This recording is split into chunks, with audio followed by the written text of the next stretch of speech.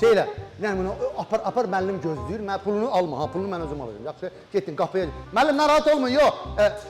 Söktün, güzgüz hazırdır, sökmüşük. Ha qardaş, nə varsan? Məhəbbət deyib sök. Hə? Ya, akkumulyatorda sökərsən, gördün çıxmır, qır çıxar, narahat olma. Ha, qardaş, nə varsan? Sökürüm. Sök müəllim, narahat olma, 2 vur 2. Mənim gözüm üstə. Ha. Su bitsən at patsın. Oldu, nədir? Nağamsan mənim maşınıma, məhəbbət? Sökürəm. Ha, sənin başın xarabdır. Niyə? Ha, mən getdim maşın Bay Feruza ki, Ha. Ximçeskiliyə, payrovkaya sağ müştəriyə də satacam maşına. Sən niyə sökmüsən maşını? Ximçiska da eləmişəm, parirovka da eləmişəm. İndi sökürəm, istəyirsiz satıram. Necə istəsən satıram? Ha, başın xarabdır sənin. Olsa sən aparır kiməsə də sırayıcı. Mən səni yaxşı tanıdım. Ay, sıra bax, ha. Ha, sənin başın xarabdır. Hani Feruz? Feruz!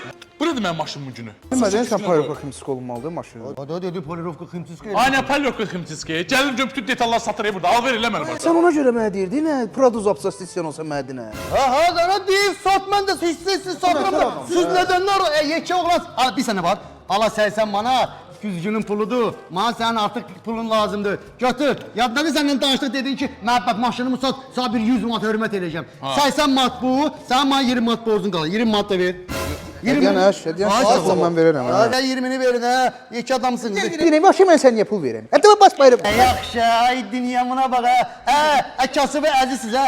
İnsanın ürəyi daş olmalıdır elə. İnsanın ürəyi əhdəndir. O döyülməlidir. O insana bir şey. Hə, eşlənməli. Davaya maşın falan.